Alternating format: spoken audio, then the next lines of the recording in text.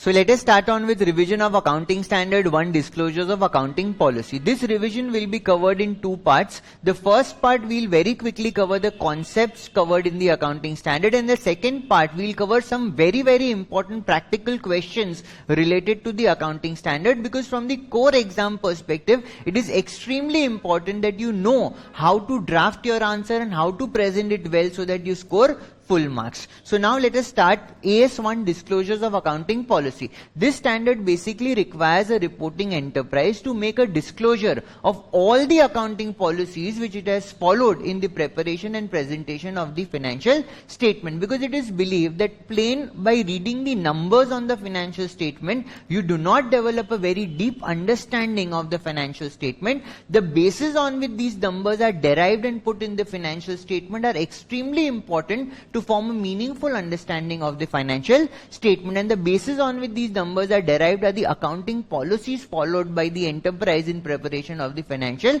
statement. For example, if the enterprise want to deal with inventory, it will look at accounting standard 2. While dealing with investments, it will look at accounting standard 13. While dealing with PP, it will look at requirement of accounting standard 10. So these standards would give the way in which the items have to be dealt with, and in turn these will be known as the accounting policies. So why do you need to make disclosure of accounting policy? For meaningful understanding of the financial statement, and once you have a meaningful understanding of the financial statement, it will become easy to compare the financial statement of various enterprise. So let us look at how the accounting policy have been defined in the standard. In the most simple sense, accounting policies would mean certain set of rules, guiding principles or conventions which the enterprise has followed and adopted in the preparation and presentation of the financial statement. So accounting policy refers to specific accounting principles and the methods adopted for applying those principles, right, by the management or the enterprise in the preparation and presentation of the financial statement. So I have already said that the various accounting policies will be derived from the various accounting standards which have been issued by the ICAI. So is there a single list, right, which the management will look at and will adopt? No, because various enterprise deal in complex and diverse scenario, right? Each enterprise will have a different line of business. They have a different compliance structure, regulatory structure, the method in which they operate will be different. So since they operate in complex and diverse economic environment, there cannot be a single list of accounting policy which could be adopted. So how do the enterprise adopt the accounting policy? It requires judgment on the part of the management. Basically, all the accounting standard will give accounting policy choices, and based on the facts and circumstances in which the enterprise is operating, the management will have to use its judgment and select an appropriate accounting policy which will reflect their operations in the best possible way. For example, accounting standard 2, it gives an option that either you can choose a FIFO method for valuation of inventory or you can follow weighted average method. So now the management will have to determine that what is the consumption pattern of their inventory, and based on the consumption pattern of their inventory, they will have to make an appropriate accounting policy. Now, why do we disclose accounting policy? Already covered better understanding of the financial statement and meaningful comparison. Now we'll talk about fundamental accounting assumptions. See, there are certain rules or conventions which are assumed to be followed and adopted by the enterprise in the preparation and presentation of the financial statement. So anybody who is reading the financial statement will assume that these fundamental accounting assumptions have been followed while preparation of these financial statements. So these fundamental accounting assumptions underlie the preparation and presentation of the financial statement. If you are following this is mandatory, you need to follow it. So if you are following these fundamental accounting assumption, you don't need to give a specific disclosure of the fact that you have followed these principles. But if you have not followed these fundamental accounting assumptions in preparation and presentation of your financial statement, then you need to make a specific disclosures that we have departed, we have not followed these fundamental accounting assumptions. What are these fundamental accounting assumptions? We normally call it as GCA. A. We normally call it as GCA, going concern, consistency and accrual. Let us deal with each one of them. First, going concern. It says that normally an enterprise is viewed as a going concern that is continuing in operations in the foreseeable future. It neither has the necessity nor the intention to materially curtail the scale of its operation. So whenever somebody is reading a financial statement, he or she will assume that this enterprise will continue in the foreseeable future. It neither has the necessity nor it has the intention to close down its business. Second, consistency. This principle states that you should consistently adopt and follow the accounting policies which you have followed in the prior year. So somebody who is reading the financial statement will assume the fact that those accounting policies which have been followed in the prior period are the accounting policies which have been used in the current period for preparation and presentation of the financial statement. So you should not change your accounting policies off and on. You should be consistently applying those policies over a period of time. Then accrual. See, there are two bases on which accounting is done: cash basis and accrual basis. Right? So the fundamental accounting assumption is accrual basis. It says that any financial statement which has been made and presented, we'll assume that these have been prepared on the basis of accrual basis of accounting. What does these accrual basis of accounting say? That it says that the income and the expenses for the current period should be recorded in the current period, irrespective of the fact whether cash has been received or have been paid for the expenses or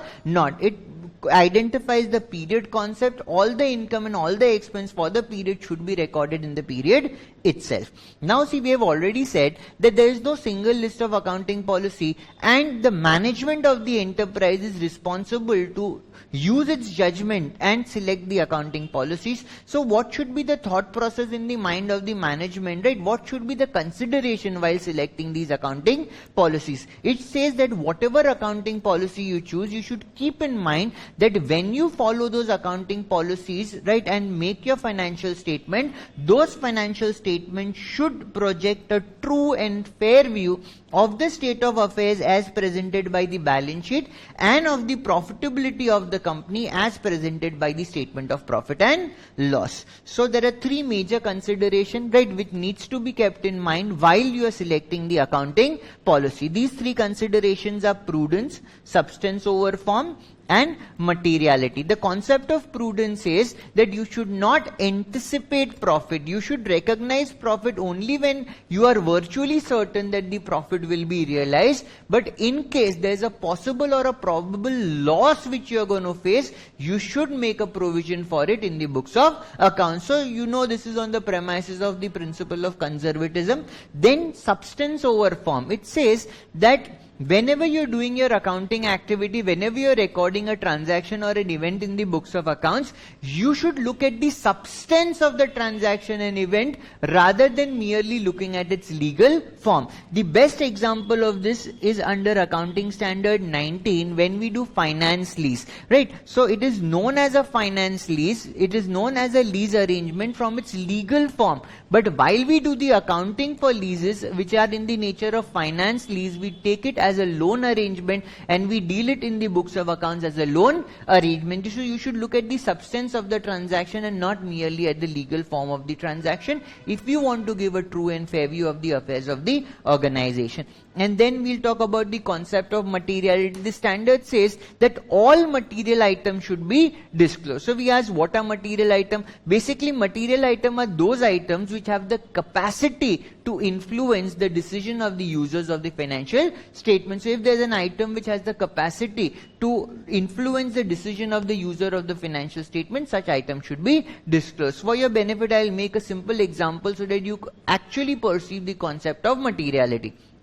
Let's say there is an organization which says that it has a sale of 1000 crore, it has an expenses of, let's say, 200 crore, and there is a profitability, right? There's a profit of 800 crore. So we'll have a very positive outlook towards this company, that it's a highly profitable company. It has a margin of 80%, superb company. But as we know, we are chartered accountants, right? We say that in God we believe and rest we audit. So we drilled down and we understood that the sales of the company is only 100 and there is a sale of PPE. Let's say there are certain land, building, plant and machinery which it has sold for 900 crores, and therefore the total sale is showing as 1000 crore, expense of 200 crore and profit of 800 crore. Looking at something like this, our perception towards the company will change, because we'll say that sale is 100 and expense is 200. So basically this company is a loss making company.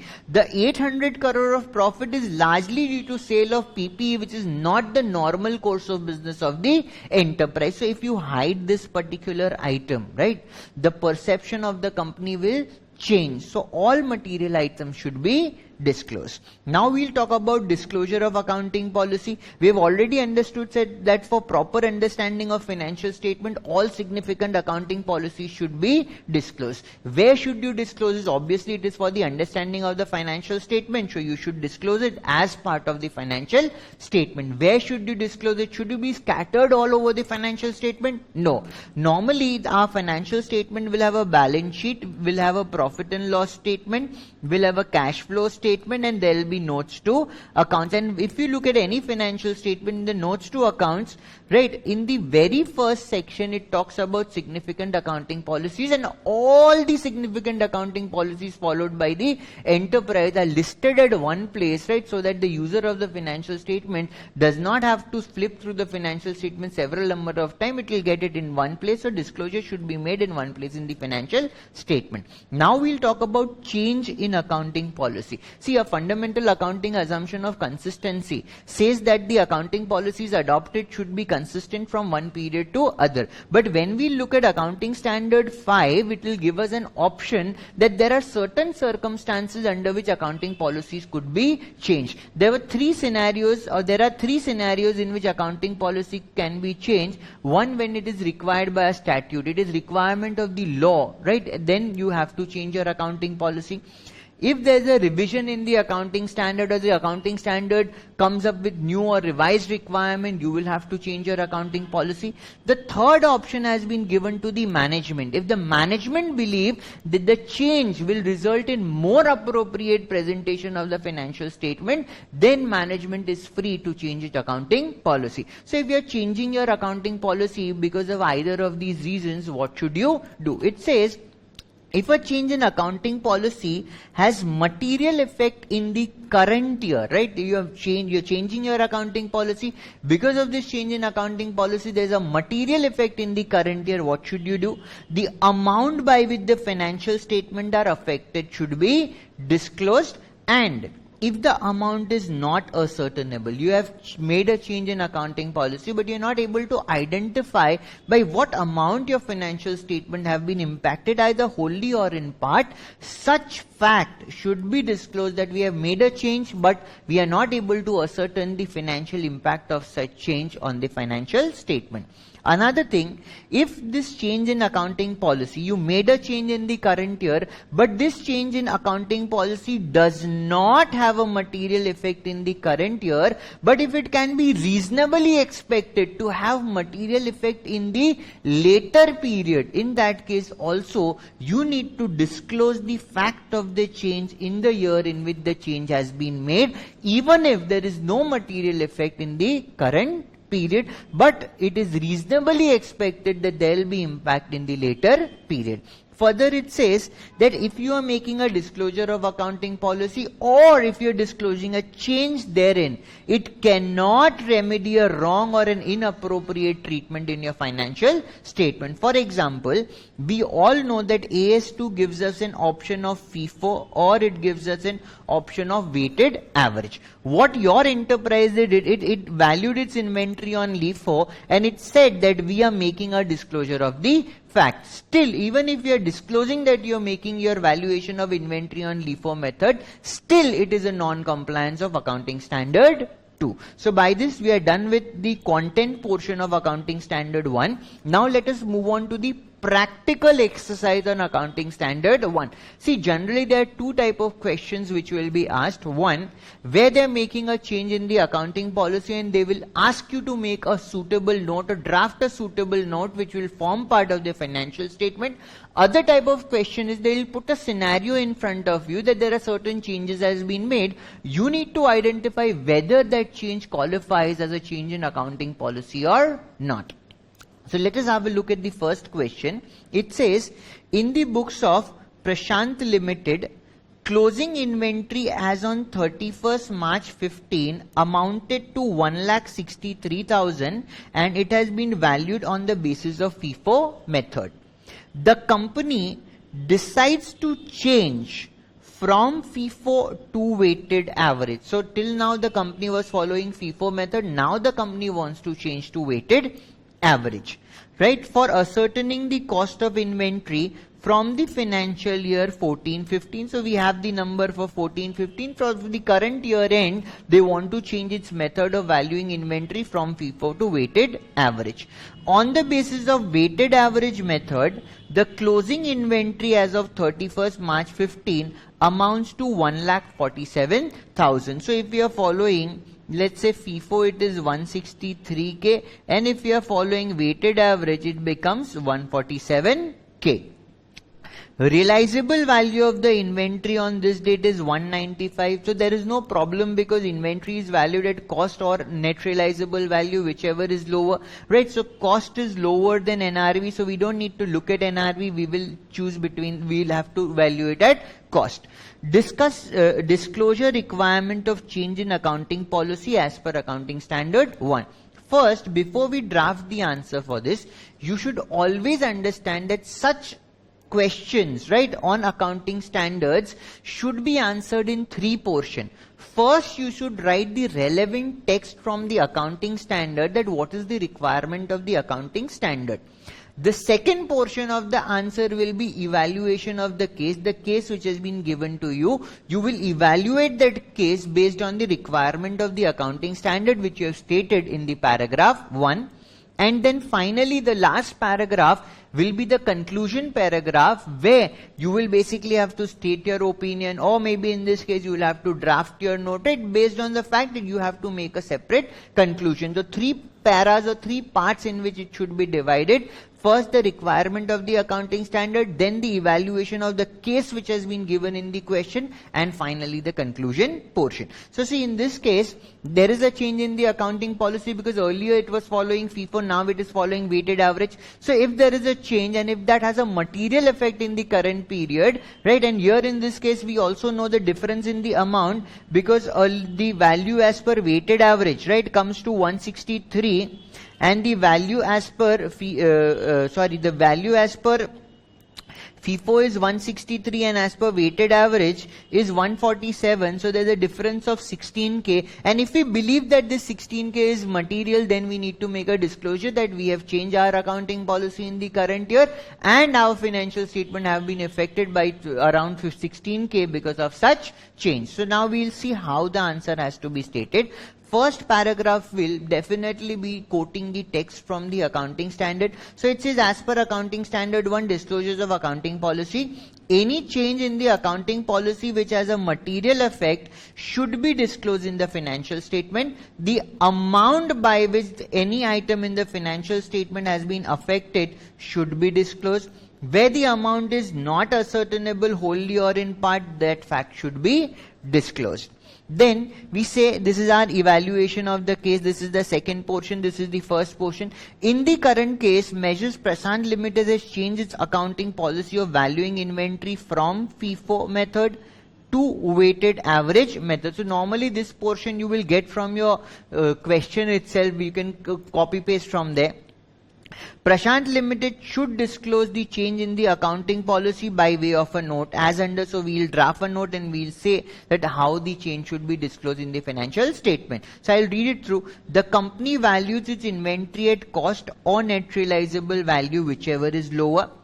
In the current year, the company has changed the method of valuing inventory from first in, first out to the weighted average method, as the management believes this reflects the consumption pattern of inventory in better way, because there are three circumstances in which you could change in statute, change in accounting standard, or on the basis of management. So there is no change in statute or accounting standard. So this is on the basis of management will, that it believes that if the inventory is valued on via weighted average, it will disclose the consumption pattern of the inventory in much better way.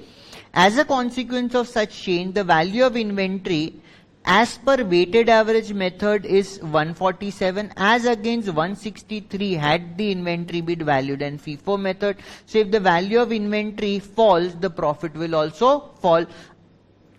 Right, so as a result of such change, profit for the current period is lower by 16,000. Right, so this is how you need to present it now. Let's look at question number 2. This is question number 2.